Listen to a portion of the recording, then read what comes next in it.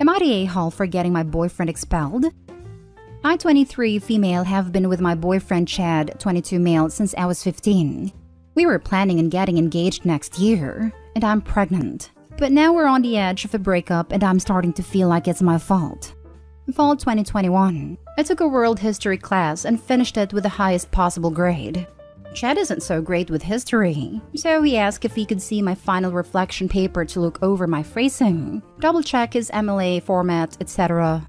I said sure, shared it with him, and didn't think too much about it until I got an email from my old professor.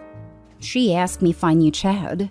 I told her I did, and she explained that he had turned in my paper from last semester. I was furious and confused. She apologized and said that she had to report both of us, but she would say she didn't think I meant for him to plagiarize my work.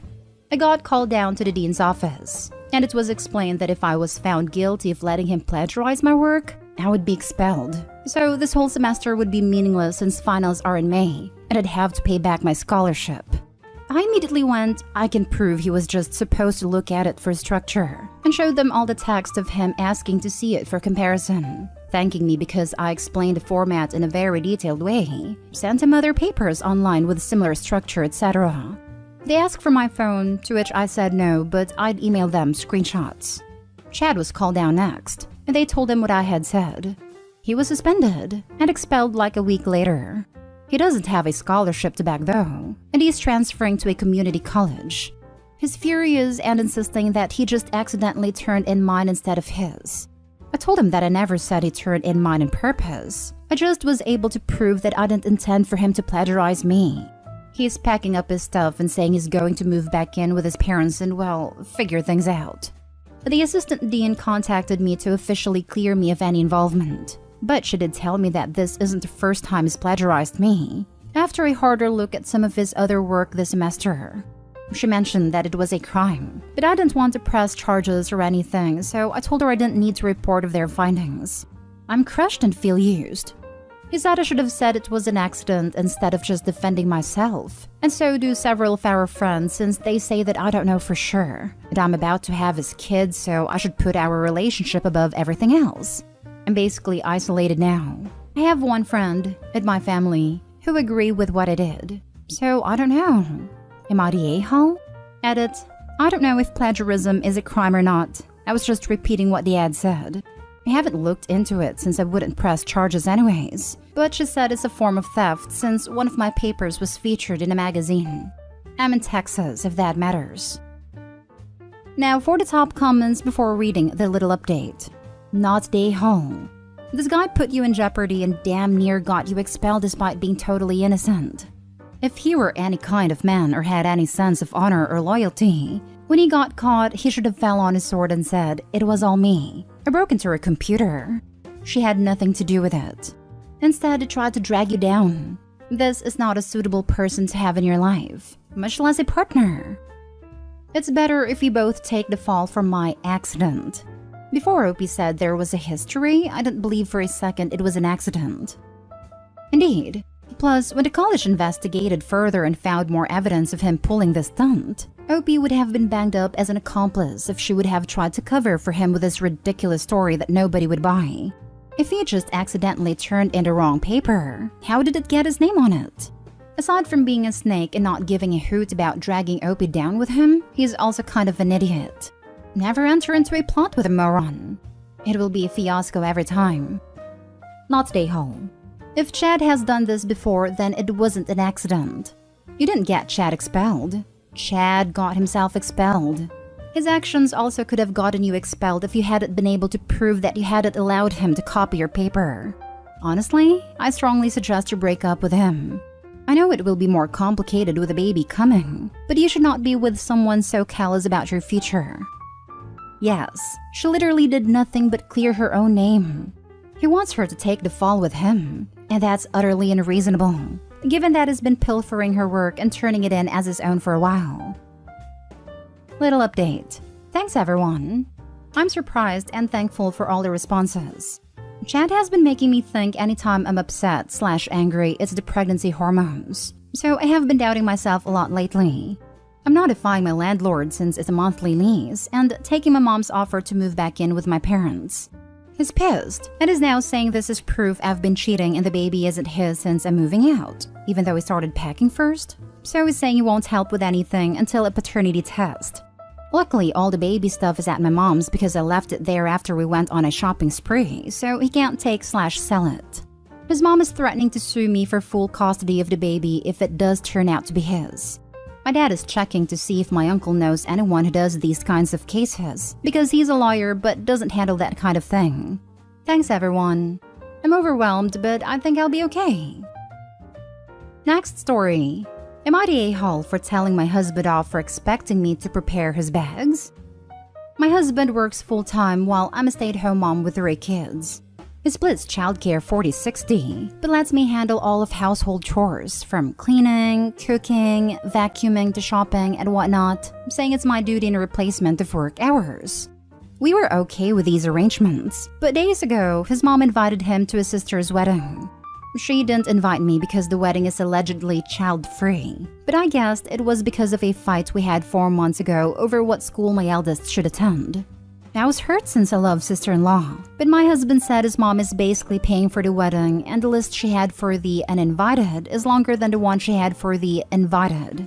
He advised me not to get too worked up over it and just focus on kids while he's gone. The night before his flight, he asked that I put his things together and tossed me a list of what he needed. I gave it back and said I won't do it. He was puzzled, asking why. I told him I was tired and went upstairs to sleep in the bedroom. Moments later, he barged in calling me petty for basically refusing to help him pack just because I wasn't going to. He said, "Your problem is with my mom, not me." I asked him why should I prepare his bags. He said because he's busy and because I always do it. I said yes, but why should I do it this time? He said because of 4 letters SAHM and it's essentially part of my household chores. I told him off, said I won't do it, end of story, and went back to sleep. He threw a 3-minute fit, then walked out, then came back and turned the light on at 3 a.m. to pack, preventing me from sleeping. I told him this was pathetic. He said he's no match to how petty I am and ignored when I told him to turn the lights off repeatedly.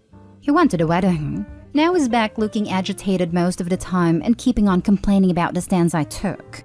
Am I the a-hole for not preparing the bags? Not the a-hole.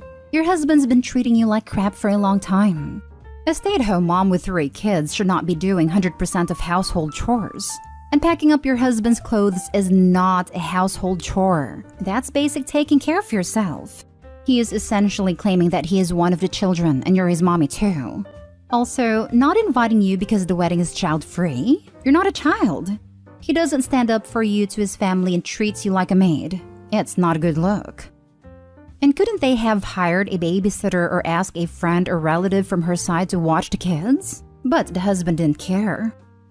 It should be up to the OP and husband to decide if they can find childcare and make it work. To simply not invite without an explanation is a telltale sign that the child-free zone is not a legit reason to not receive an invite. You are his wife, the mother of his children, not an indentured servant. Y'all need therapy and you need an exit strategy. Not a-hole. You sure wouldn't know it from the way he treats her. This is how my ex was. Only, I make more money than you do, so you have to make up the difference, was his position until he made me quit working. Not a-hole. In my opinion, he shouldn't have even gone to the wedding. But again, my opinion. Stay-at-home mom doesn't spell out servant. You do household chores. That doesn't include packing for a trip you aren't taking. You aren't his mother, a babysitter, etc. And like I said, he shouldn't be going while you weren't invited, and expecting you to pack for him on top of it. Next story. Am I the a-hole for telling my boyfriend to pay for my mother's surgery costs because he has too much money? I will make it very short. No need for any details because I'm so exhausted. My boyfriend works an excellent job that brings him so much money. He works as a computer engineer, and he has money more than he needs. My mom is having surgery the next month, and it's very important, but neither of us has enough money. I have been dating my boyfriend for a year now, by the way. I told him that he should help mom because he has more money than he needs, but he refused, and he said that he's not going to pay thousands and thousands of his money for mom. I got angry at him and told him that he shouldn't expect me to pay for him then if it happens that he needs surgery one day. He called me immature and I stormed off. I just don't get him. We are partners. Shouldn't he help me through sickness and all that's bad? I would have definitely helped him with money if I were in his shoes in this situation. Am I the a-hole? Now for the top comments. You're the a-hole. Not your money, not your choice. Also, you don't get to decide who has too much money.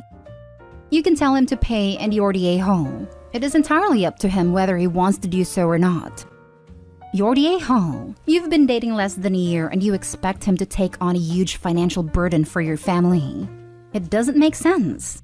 You are not entitled to his money. I can see her using him as a light bank while demanding she gets the best treatment. What does she even do for him? It's not even listed if she truly loves him, etc. Sheesh. I predict a breakup in the horizon. You're the a-hole. You're the a-hole. He should dump you immediately. His money is not your money. This entitlement test would quickly expand to all your other expenses. Last story. Am I the a-hole for not wanting to share our nanny on vacation and potentially canceling the trip over it? My 33 female husband, 35 male, grew up with younger siblings. However, he also had two older half-brothers, 43 and 46 male, from his dad's first marriage. He wasn't close to them growing up. They didn't even live in the same state. But 43 male recently moved to a nearby area with his family and wants our families to be BFFs. His kids are about the same age as ours, 11, 8, and 3. We do an Airbnb vacation every year with our kids, 12, 8, 6, 2, and our nanny Lauren.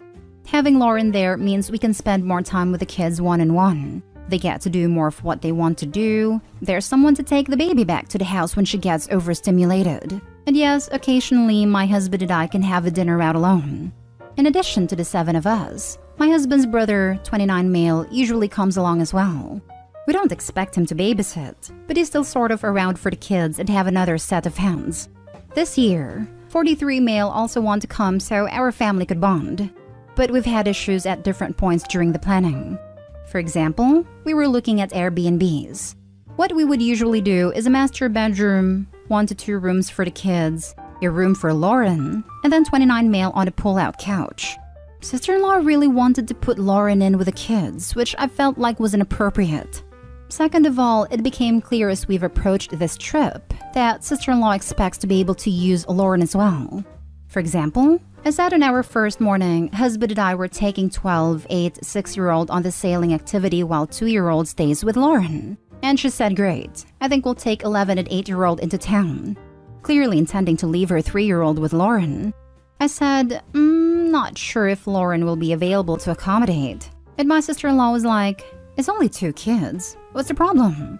I went to Lauren and said, what do you want here? And she said she'd be fine with it as long as she was paid 50% more, and also was never solely responsible for more than 4 kids outside a house. In other words, it's fine if they're just hanging around, but she wasn't comfortable keeping 7 kids safe at a beach.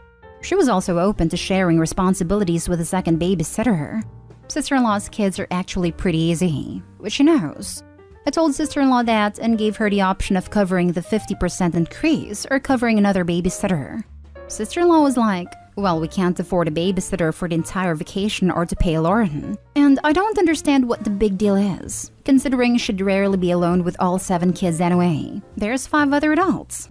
Sister-in-law/brother-in-law are doing okay money-wise, but we are significantly more comfortable, so my husband thinks we should just eat the cost of Lauren's additional pay to keep the peace. But I'm really irritated by sister-in-law's attitude. I'd honestly want to just cancel the entire trip at this point, even though flights in the house have already been booked. This feels like a sign of things to come.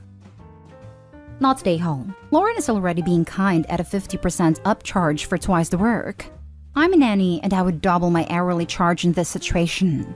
Your sister-in-law's the a-hole here thinking that Lauren should watch her child for free. But OP, don't cancel the trip.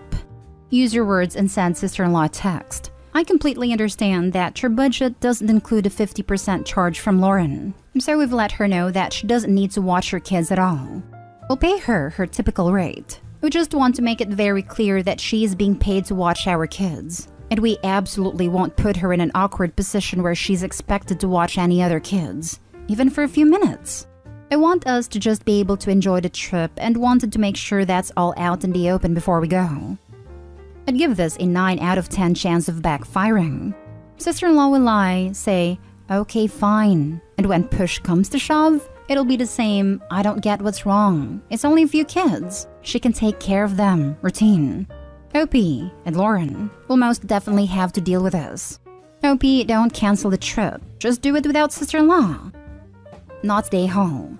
I have a feeling if you do decide to eat the cost and pay Lauren the extra 50% yourself, you might not have a nanny by the end of the trip, because your sister-in-law will be ordering her around or cross some other boundary. Exactly this. It's one thing to eat the really fair upcharge, but it's sister-in-law's general attitude that gives me pause.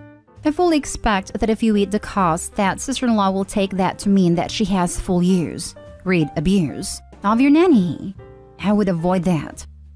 Not stay home. You're protecting your relationship with your family babysitter and her requests are totally reasonable. It's not your responsibility to pay for your sister-in-law to have a sitter. I think canceling your whole trip is a bit dramatic. Instead of clarifying to your sister-in-law that Lauren will not be available for her to use if she's unable to compensate her, and you'll be telling Lauren the same thing is totally reasonable. The main issue being if OP and spouse go out to dinner, there's nothing to stop the in-laws from leaving Lauren with her kids. Exactly. And Lauren might not be in a position where she feels comfortable saying no, either because of power or it's an inappropriate moment. I feel like usually on a trip like this, there would be a lot of casual shared care, like one parent gets up to grab food for everyone, while the other parent keeps watching the kids play together and disciplines/feeds/monitors/comforts the other set of kids as needed. And if the kids are playing together, it's hard to draw the line or blank the other three. Like when my kids have a friend over, Lauren doesn't refuse to make a second snack or refuse to interact with an 8-year-old because technically she's not paid to do so. There will be times where it's appropriate to say, no, I can't do that, or go get your mom. And we want to empower Lauren to take advantage of those times, but that won't always be the case.